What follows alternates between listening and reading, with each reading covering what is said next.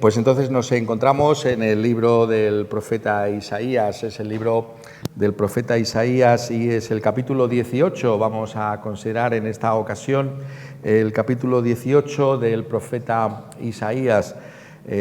Y básicamente lo que nos enseña un capítulo como este es que Dios es el Dios de todas las naciones de la tierra.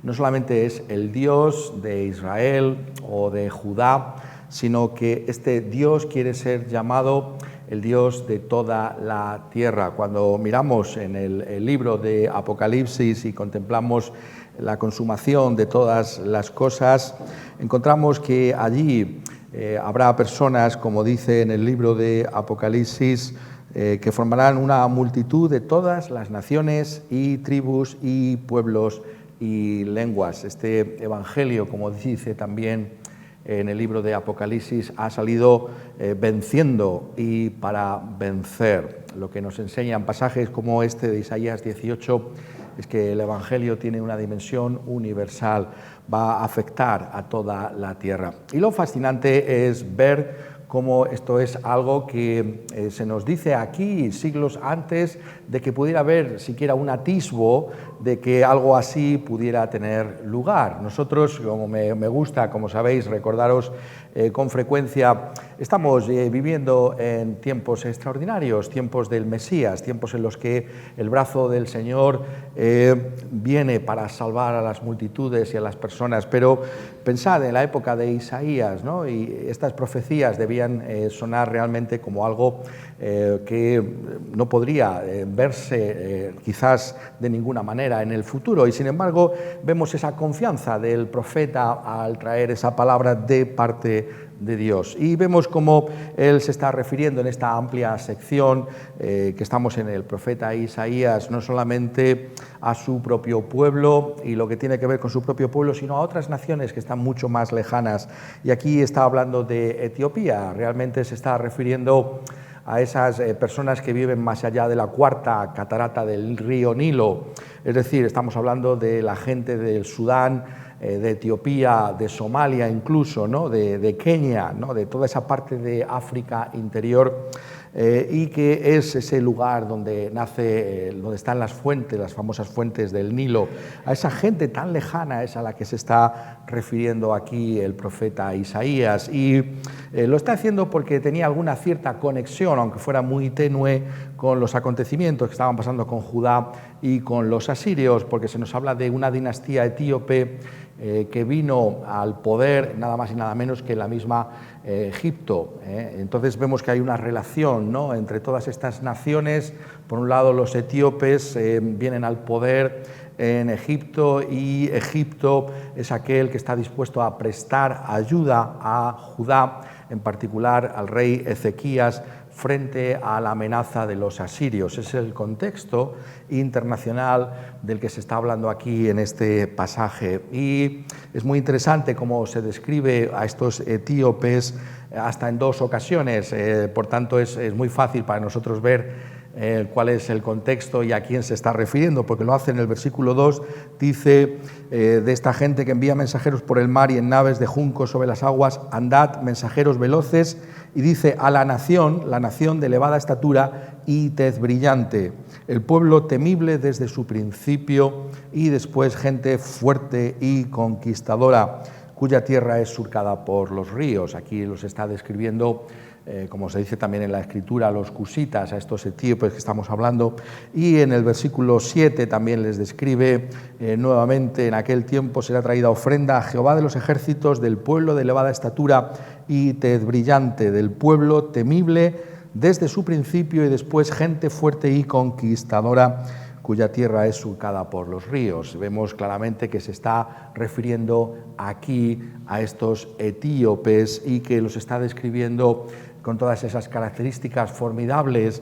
que formaban parte de lo que era este pueblo. Como estoy diciendo, en esos momentos ellos alcanzaron el poder incluso en la misma tierra de Egipto. Y vemos cómo en esos momentos, ¿no?, de la historia del pueblo de Dios, de Judá, ellos están tratando de encontrar estas alianzas, ¿no? Vemos cómo se describe a esta tierra como aquellos que están buscando esas alianzas con esos poderes que hay alrededor para enfrentarse a ese común enemigo que es Asiria. Por eso habla aquí en el versículo 2 de esos mensajeros por el mar y en esas naves de juncos sobre las aguas, porque ellos se transportan por el río Nilo arriba y abajo, y es muy interesante, ¿no?, como había ese intento de crear esa coalición anti-Asiria. Ese contexto es muy importante y es un contexto que conocían los mismos asirios. También ellos eran conscientes de que esto era algo que se estaba preparando contra ellos, ¿no? Si miramos después en esa historia, que como sabéis es una historia que vertebra lo que es la profecía de Isaías, allí vemos como los asirios eran conscientes, ¿no?, de que tanto los etíopes como los egipcios iban a intentar ayudar a Judá. Y les dicen básicamente, bueno, pues no os fiéis de esta gente porque no van a poder hacer nada contra nuestro gran poder. Nosotros, los asirios, somos mucho más poderosos que todos aquellos que se levantan a vuestro favor. Y lo dice, como os estoy diciendo, en el capítulo 37, versículo 9 particularmente, más oyendo decir de Tiraca, rey de Etiopía, he aquí que ha salido para hacerte guerra. Al oírlo envió embajadores a Ezequías diciendo, así diréis a Ezequías, rey de Judá, no te engañe tu Dios en quien tú confías, diciendo, Jerusalén no será entregada en mano del rey de Asiria. Vemos esa referencia, ¿no?, a lo que aquí se está diciendo en este capítulo 18. Pero es muy curioso, ¿no?, y yo creo que estamos todos empezando a apreciar un poco este estilo que tiene Isaías de presentarnos las cosas, ¿no?, que es tan poderosa, las metáforas con las que comunica la realidad de Dios y de sus planes. Es curioso cómo se refiere, ¿no?, a estas gentes, ¿no?, de Egipto, y estamos diciendo de Etiopía. Los etíopes están asentados también ahora en Egipto y siempre sabemos que ha habido esa conexión entre Sudán y Egipto. Y cómo los describe también aquí. Antes hablábamos de esa descripción como estas personas altas, poderosas, con una tez brillante, algo que llama poderosamente la atención dentro de lo que es la humanidad, la raza humana. Y dice, sin embargo, en el versículo 1, ay de la tierra que hace sombra con las alas que está tras los ríos de Etiopía. La tierra que hace sombra con las alas que está tras los ríos de Etiopía. Aquí está refiriéndose a algo que es muy brillante de su parte, ¿no?, al describirnos, porque ¿por qué se caracteriza un río, ¿no?, un río como el Nilo? Pues se caracteriza por toda esta cantidad de insectos, ¿no?, todas estas aves, ¿no?, también pájaros que existen y que se mueven y que hacen sombra con sus alas. Son tan abundantes los insectos y las aves alrededor de los ríos que es un símbolo del mismo Nilo, ¿no?, de estas multitudes, ¿no?, que hay alrededor y que están intentando coaligarse para enfrentarse a ese enemigo asirio común. Pero está refiriéndose a algo más profundo todavía, está refiriéndose realmente a lo que una y otra vez pasa con las naciones humanas, ¿no?, cuando están amenazadas por los peligros. Esto se combina, ese vuelo incesante de los insectos, ya sabemos lo que esto significa, ¿no?, estas moscas, cómo se mueven y cómo hay este barullo, ¿no?, y podéis imaginar alrededor de un río. Y estos mensajeros, está diciendo, ¿no?, que van en estas naves de juncos que cruzan el río, que tienen también forma de ala, las velas, ¿no?, de estas naves del río. ¿Qué está comunicando? Está comunicando algo que nos resulta muy conocido para todos nosotros, es el frenesí humano, Es decir, que los seres humanos estamos en constante actividad, ¿no?, y pensamos que tenemos que enfrentarnos a las circunstancias con nuestros propios recursos, que si la situación va a cambiar o va a ser distinta, se va a deber precisamente al hecho de que nosotros somos los que podemos cambiar esas circunstancias. Eso es lo que está aquí diciendo, ¿no? Los egipcios oyen hablar de los asirios y entonces envían estos embajadores a Ezequías. Tenemos que coaligarnos porque sabemos que si cae Judá, después los asirios también van a ir a por nosotros en Egipto. Tenemos todos que enfrentarnos a esta amenaza. Y hay estos embajadores que van y que vienen, estas tropas que se mueven de un lado para otro. Es el frenesí humano. Es esa incapacidad del ser humano para pensar que puede haber algún recurso que no dependa exclusivamente de él. Lo vemos constantemente, ¿no? Cuando hay algún tipo de amenaza, ¿no? Bueno, vamos a coligarnos, vamos a ver qué podemos hacer nosotros para evitar este peligro. Es una descripción del ser humano que no necesariamente tiene por qué ser negativa, porque es evidente que nosotros tenemos cosas que tenemos que hacer y es nuestra responsabilidad el movernos y hacer cosas que está en nuestra mano realizar. Pero el profeta particularmente llama nuestra atención sobre ese frenesí humano porque lo quiere poner en contraste con Dios mismo. Encontramos aquí, ¿no?, esa realidad de este mundo que está convulsionado por esta amenaza asiria, esta amenaza que parece imparable, y sin embargo encontramos que algo distinto a simplemente ocuparnos nosotros de estos asuntos es lo que se dice. Mirad lo que es el contraste que trae aquí Isaías desde el versículo 3. Vosotros, todos los moradores del mundo y habitantes de la tierra, cuando se levante bandera en los montes, mirad. Y cuando se toque trompeta, escuchad. Porque Jehová me dijo así: me estaré quieto y los miraré desde mi morada, como sol claro después de la lluvia, como nube de rocío en el calor de la siega. Porque antes de la siega, cuando el fruto sea perfecto y pasada la flor se maduren los frutos, entonces podará con podaderas las ramitas y cortará y quitará las ramas.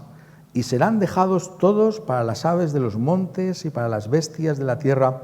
Sobre ellos tendrán el verano las aves e invernarán todas las bestias de la tierra. ¿Qué está diciendo aquí? Está estableciendo un contraste entre la actitud del hombre, este frenesí, esta actitud frenética de encontrar recursos frente a los asirios, con Dios mismo. Notad los verbos que aquí se usan: mirad, escuchad. ¿Qué está diciéndonos aquí? Está mostrándonos que hay un Dios que está por encima de cualquier realidad humana y que la primera actitud que debe tener el pueblo de Dios es la de escuchar, es la de mirar, es decir, es la de observar los planes y la actuación de Dios mismo. Eso es lo que está aquí diciendo el profeta. Está llamándonos a algo que es fundamental para la vida cristiana misma, y es que debemos estar quietos, como dice en el Salmo, y conocer que Dios es Dios. Es decir, la primera actitud que debe tener el cristiano ante cualquier crisis que se pueda plantear en nuestra existencia personal, familiar o a nivel incluso de nuestras naciones es la de quedar con esa actitud de contemplar las cosas desde el punto de vista que se nos trae en la Escritura, es decir, desde el punto de vista de Dios. Es decir, el cristiano, lo pongo de otra manera, el cristiano nunca jamás puede entrar en pánico, no debe entrar en pánico a la luz de los recursos que encontramos en la Escritura para la vida cristiana. El cristiano tiene que mantener la serenidad y la calma en medio de las dificultades. ¿Por qué? Porque es distinto en sí mismo a las personas que sí se encuentran en ese estado de agitación. No, porque es llamado a mirar, es llamado a escuchar, es llamado a tener una actitud de entrada distinta a la de cualquier otro en este mundo.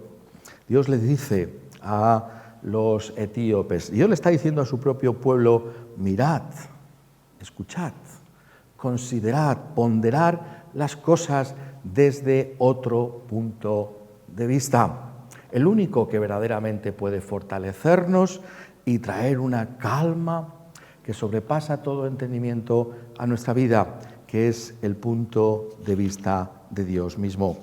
Y este es un mensaje que quizás alguno de vosotros que ha escuchado algunas otras predicaciones sobre Isaías, sabéis que es realmente uno de los temas del profeta Isaías. Constantemente, ¿qué le está diciendo Isaías a esa monarquía hebrea, ¿no? ¿Qué le está diciendo a los reyes de Judá? ¿Qué le está diciendo a través de ellos, ¿no? Ya sabéis que Isaías estaba en la corte del rey, nada más y nada menos, pero a través de ellos a todo el pueblo. Básicamente el mensaje es a esperar en Dios, a estar tranquilos en Dios.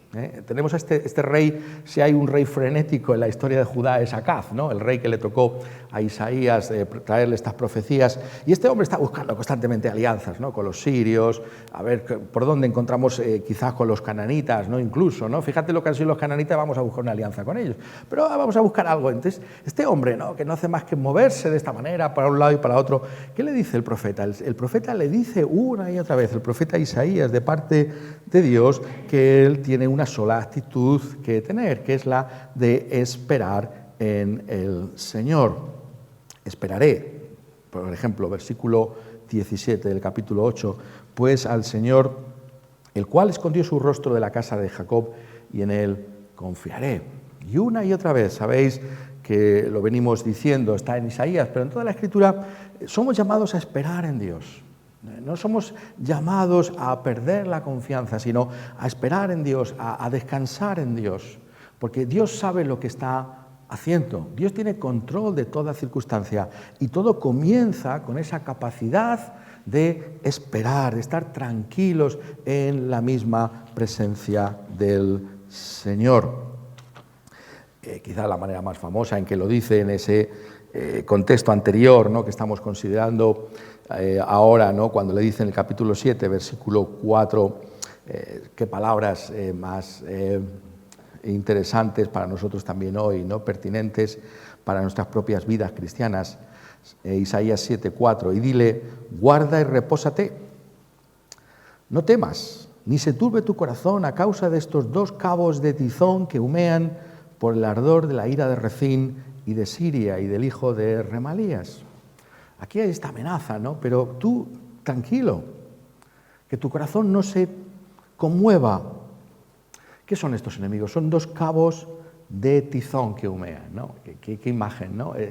Tomado de una hoguera, ¿no? Ese palo que se está apagando, ¿no? Está humeando, pero ya no tiene nada que hacer, ¿no? Esto no vale para nada. Ese es el mensaje que está trayendo. Y lo va a poner de una manera magistral, y sabéis que es un pasaje de los más conocidos de todo el profeta Isaías, ¿no? El capítulo 26, cuando dice, son palabras que muchas veces incluso los creyentes tienen en algún tipo de representación en su casa escrita, ¿no? Tú guardarás en completa paz a aquel cuyo pensamiento en ti persevera, porque en ti ha confiado. Tenéis que notar esas palabras cuidadosamente. ¿Quién va a vivir en completa paz y en seguridad en este mundo? Aquel cuyo pensamiento persevera en Dios. Todo comienza con el pensamiento. Muchas veces nos damos cuenta de la importancia radical que tiene la forma en que pensamos, la forma en que actuamos. Depende de cómo pensamos. ¿Quién va a permanecer en paz, ¿no? Ante las incertidumbres de la vida? ¿Con quién me casaré? ¿Qué estudios realizaré? ¿Tendré trabajo mañana? ¿Me quedaré solo al final de mis días? ¿Qué enfermedad me puede venir, ¿no? ¿Cuántas incertidumbres la vida nos trae? ¿Qué tenemos que hacer para afrontarlas? Tú guardarás en completa paz a aquel cuyo pensamiento en ti persevera. Eso es lo que se está diciendo aquí. Pero ¿qué pensamiento es este acerca de Dios? Este es el gran llamamiento de Isaías. Y como estamos diciendo, es relevante para su época y es también pertinente para la nuestra. El gran mensaje es a observar. Somos llamados a mirar y a observar a Dios mismo. Lo que llamamos la providencia de Dios. La providencia de Dios. Es decir, que Dios ve de antemano todas las cosas que van a pasar. Y esto es porque Dios ha determinado todas las cosas que van a pasar. Nada pilla por sorpresa al Todopoderoso. Nada sorprende a esa mente sublime y eterna del Dios que tenemos. Eso es lo que dice la Escritura. Y eso es lo que aquí se nos está trayendo nuevamente con una metáfora extraordinaria. Dice, me estaré quieto. Jehová me dijo, el profeta es el primero que tiene que aprender esto, ¿no? Pensamos, no, muchas veces los héroes de la fe decimos, no, es que esta gente estaban hechos de otro material, no, pero no están hechos de ningún otro material. Tenemos al profeta Elías, ¿no? Que le tenemos como ese gran profeta, el monte de Baal, qué acontecimiento en la historia de Israel, como la confrontación, y sin embargo se nos dice para que todos nos podamos sentir a gusto, si lo puedo poner de esa manera, bueno, pues un hombre sujeto a pasiones como nosotros. También Elías, o pensamos que Elías era de otra pasta, ¿es del mismo material que nosotros? Sujeto a esas mismas pasiones que nosotros. Y dice aquí, me estaré quieto, porque Jehová me dijo así, me estaré quieto. Me estaré quieto. Está transmitiendo de parte de Dios que Él tiene que permanecer quieto. ¿Por qué? Porque Dios está quieto.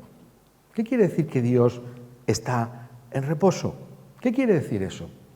¿Qué quiere decir? Mirad, es una metáfora tremendamente poderosa. Me estaré quieto, por eso vosotros tenéis que estar quietos también. Porque Dios está quieto. ¿Qué quiere decir? Miradlo. Y los miraré desde mi morada, como sol claro después de la lluvia, como nube de rocío en el calor de la siega, porque antes de la siega, cuando el fruto sea perfecto y pasada la flor se maduren los frutos, entonces podará con podadera las ramitas y cortará y quitará las ramas, y serán dejados todos para las aves de los montes y para las bestias de la tierra.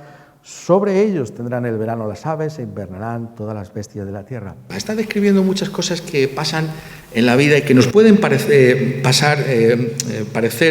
que no tienen ninguna importancia, pero son cosas naturales que están teniendo lugar una y otra vez. ¿Qué pasa después de la siega? Bueno, pues viene la flor, antes ha venido la flor, luego tenemos que recoger este fruto, la flor, y maduran los frutos. Las cosas acontecen y parece que no pasa nada, pero Dios está obrando su propósito en todo lo que está teniendo lugar. Y de la misma manera que vemos que se siembra y se siega, que viene el verano y el invierno, así Dios está gobernando todas las cosas. Eso es lo que está diciendo. Por supuesto, y esto es necesario decirlo aquí, que Dios no es exactamente como las cosas. Es decir, la Escritura nunca es panteísta. Es una palabra que simplemente significa que había gente que pensaba que todas las cosas eran Dios. Pero no, la Escritura no es panteísta. Está poniendo una analogía para nosotros. Está diciendo que de la misma manera que lo que Dios regula de una manera natural pasa, sucede, así también, de la misma manera, Dios está llevando a cabo sus propósitos. No los podemos observar de una manera dramática, pero Dios lo está haciendo. Dios está madurando este mundo. Dios está llevando a cabo su propósito en este mundo. Me encanta cómo lo pone el Señor Jesucristo mismo. Es una de mis parábolas favoritas, por cierto. La medida de levadura que se pone en esa masa de harina, tan pequeña, ¿verdad?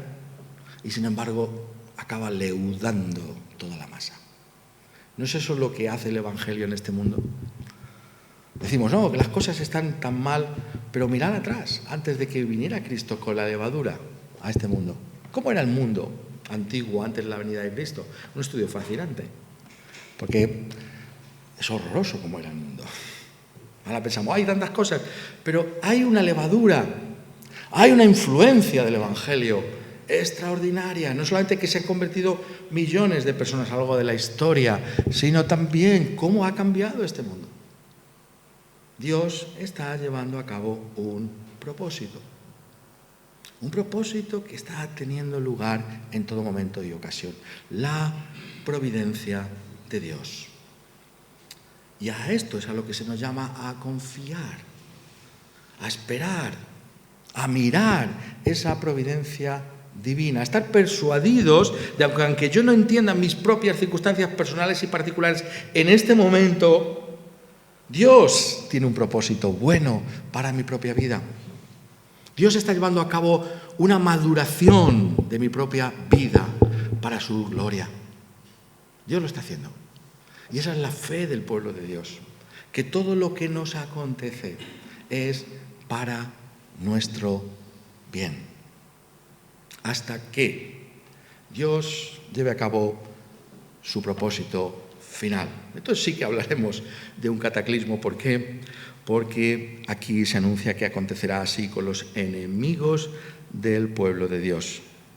Mirad, escuchad lo que Dios va a hacer, porque vosotros estáis en frenesí, estáis realmente preocupados por los asirios. ¿Pero qué va a pasar con los asirios? Y serán dejados, versículo 6, todos para las aves de los montes y para las bestias de la tierra. Sobre ellos tendrán el verano las aves e invernarán todas las bestias de la tierra. ¿Quién va a frenar a los asirios?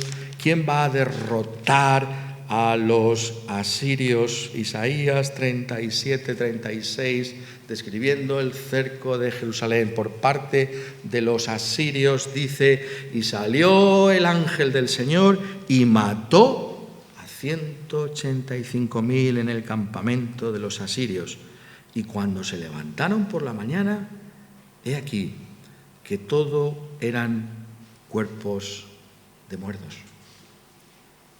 Está diciendo aquí Isaías: vosotros estáis tan preocupados por los asirios, pero cuando llegue el momento de la siega, yo me ocuparé de los asirios.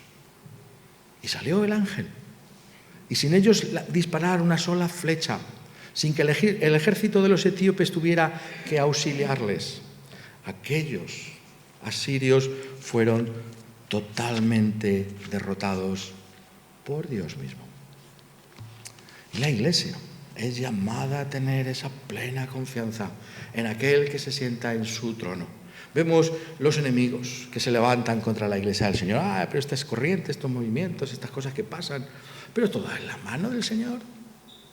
Cuando Dios quiera, cuando llegue el momento de la madurez, de los planes y de los propósitos de Dios, todo se va a deshacer como la cera delante del fuego. No va a haber nada que resista a Dios. Dios tiene un plan que se está cumpliendo. Y en medio de todas las circunstancias inexplicables para nosotros, tenemos que descansar en este Dios que gobierna todo para su propia gloria. ¡Qué gloria! Los asirios allí alrededor, esos asirios crueles, soberbios, presuntuosos, llenos de sí mismos, llenos de sed, de sangre y de rapiña, que nadie podía frenarles, aparentemente son derrotados por Dios. Y eso es lo que Dios va a hacer con nuestros enemigos.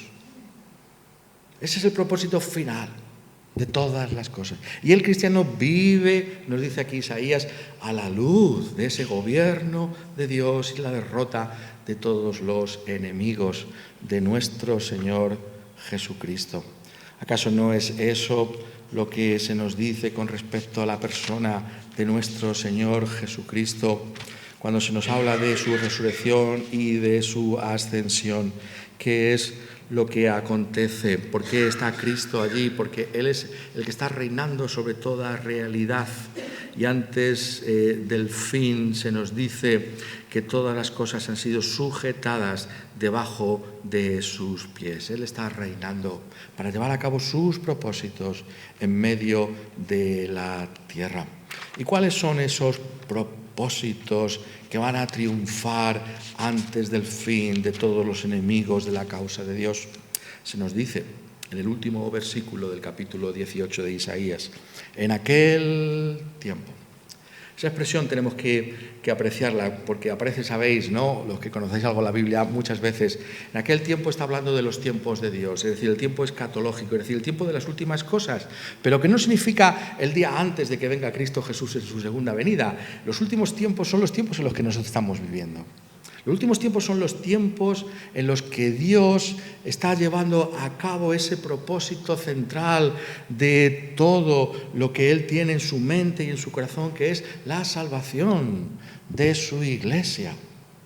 En aquel tiempo, vendrá un tiempo, en aquel tiempo. ¿Qué tiempo es ese? El tiempo del Mesías, el tiempo de la salvación, el tiempo de Dios en el que nosotros podemos estar persuadidos de estar para su propia gloria. Lo dice, ¿no?, en ese Salmo 68. Parece la respuesta, el Salmo 68 aparentemente incluso profética, ¿no? Cuando los etíopes se enteraran de aquella derrota de Sennacherib alrededor de Judá, ¿no?, de las murallas de Jerusalén. Dice, lo hemos leído al comienzo, reprime la reunión de gentes armadas, la multitud de toros con los becerros de los pueblos, hasta que todos se sometan con sus piezas de plata. Esparce a los pueblos que se complacen en la guerra, los asirios. Vendrán príncipes de Egipto. Etiopía se apresurará a extender sus manos hacia Dios. En aquel tiempo. ¿Qué tiempos son esos? En el Nuevo Testamento encontramos un cumplimiento de aquellos tiempos, de los tiempos de los que estaba hablando Isaías en el siglo VIII antes de Cristo. Hechos capítulo 8, versículo 26 dice, el tiempo de Dios. Un ángel del Señor habló a Felipe, diciendo, levántate y ve hacia el sur, por el camino que desciende de Jerusalén a Gaza, el cual es desierto. Entonces él se levantó y fue, y sucedió. Y sucedió. La forma en que tiene la Escritura de llamar nuestra atención sobre la providencia.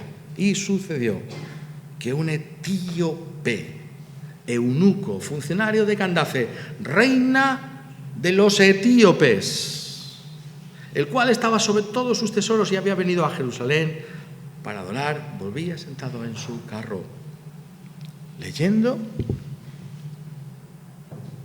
Qué fantástico es eso. ¿Leyendo qué? Profeta Isaías. ¿Dónde habla del futuro de ellos, de los etíopes?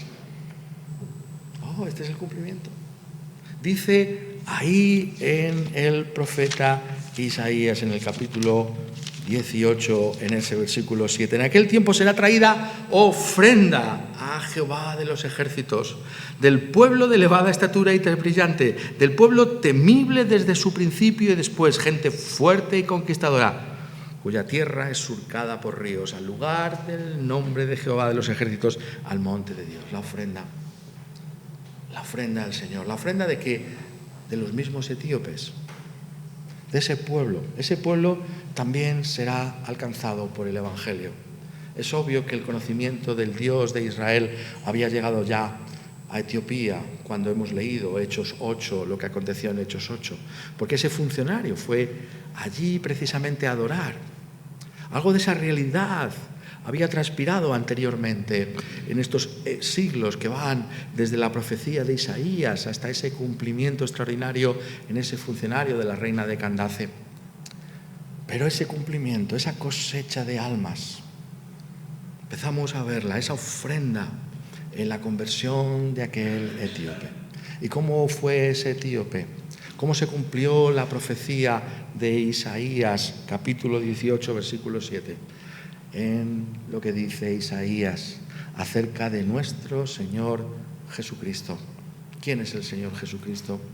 Es aquel que es el centro mismo de toda la profecía de Isaías, el centro mismo de todos los planes de Dios. Todos pasan por que veamos la gloria del Hijo de Dios encarnado, el siervo de Jehová que está dispuesto, que estuvo dispuesto a llevar sobre sí en una cruz el castigo que merecían todos nuestros pecados. Todos los planes de Dios convergen en Cristo Jesús. Y el plan de Dios es que las naciones de la tierra puedan oír y abrazar al Señor Jesucristo como ese Cordero inmolado por nuestros pecados, como el único que nos puede reconciliar para con Dios. ¿A quién? A todas las naciones de la tierra, incluso a los etíopes, incluso a esa nación de elevada estatura y tez brillante, incluso a ese pueblo temible desde el principio, a esa gente fuerte y conquistadora. Incluso entre ellos, Dios se va a suscitar, a llamar un pueblo para su propia gloria. Una ofrenda de Etiopía, pero una ofrenda entre todas las naciones de la tierra. Ese es el plan de Dios. Esa es la gloria de este mensaje. Por eso la Iglesia tiene que vivir a la luz de estas realidades y animarse constantemente, pensando en lo que aquí se nos está diciendo. Dios está obrando en su providencia, la providencia en las cosas grandes y en las cosas pequeñas y cotidianas de nuestras propias vidas, para que este Evangelio corra y sea glorificado entre todas las naciones de la tierra. Y esa confianza es la que aquí se está suscitando para el pueblo de Dios. Vivir a la luz de estas cosas. Lo pongo así para concluir. Cuando ellos escucharon esto estaba en el futuro, claramente.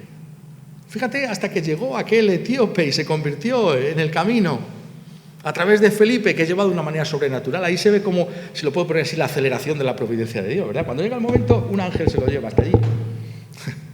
Eso es una aceleración, ¿verdad?, de la providencia, no es algo cotidiano. Cuando llega el propósito de Dios, acontece, rápido, veloz, imparable. Pero, hasta que llegó ese momento, esto es lo que quiero decir, ellos tenían esta profecía. ¿Cómo se vivía? Esperando el cumplimiento de esa profecía. En aquel tiempo Dios lo ha prometido, pues acontecerá que los etíopes se volverán a Jehová. Pues si Dios lo ha dicho, será. Pero ¿cuántos siglos pasó? Exactamente es igual con nosotros. No sabemos cuándo será la segunda venida de Cristo Jesús. Pero nosotros esperamos en la misma palabra de Dios el cumplimiento de toda realidad que se anuncia aquí en la Escritura. Nuestras vidas cotidianas, nuestra existencia de estos pocos años que a cada uno les ha tocado vivir, quizás no sean suficientes para que apreciemos ese propósito de Dios. Pero el llamamiento de la Escritura no es a lo que yo puedo ver en mi generación o en mi vida personal, sino a lo que soy autorizado a creer por la palabra de Dios que va a pasar. Y esa es la fe que tenemos que tener en nuestro corazón. La fe de tantos y tantos predecesores nuestros que llevaron el Evangelio a lugares oscuros de la tierra. Kerry, ¿no?, irá a la India. Muchos lo desanimaban. ¿Vas a ir a la India? Pero sí, es imposible que se convierta algún hindú. Eso es imposible, hombre. ¿Cómo se va a convertir un hindú? Déjate de quimeras. Pero él fue 7 años predicando a Cristo, ni una sola conversión. Y cuando se convierte Krishna Pal, el primer hindú convertido, ¿sabéis lo que dijo? Característico de Kerry y de la visión que tenemos que tener nosotros del futuro. Detrás de él viene todo un continente. Detrás de cualquier conversión viene todo un continente. Los planes de Dios no los puede frenar el hombre. Habrá una ofrenda de Etiopía. Habrá una ofrenda de todas las naciones. ¿Por qué? ¿Porque lo vemos? No. Porque creemos en la palabra de Dios. Porque esperamos en la palabra de Dios. Y por tanto, observamos a este Dios de su providencia en medio de tus dificultades, en medio de tu agobio, en medio de tu incomprensión de lo que está pasando. Espera en el Señor. Escucha al Señor. Mira la providencia de Dios. Mira lo que ha hecho Dios en la historia. Mira lo que ha hecho Dios en tu historia personal. Y descansa en Él. Dios está madurando todas las cosas para su propia gloria, para que Él pueda ser conocido, como dice Isaías, como ese Dios de toda la tierra. Que así podamos vivir esperando a este Dios. Amén.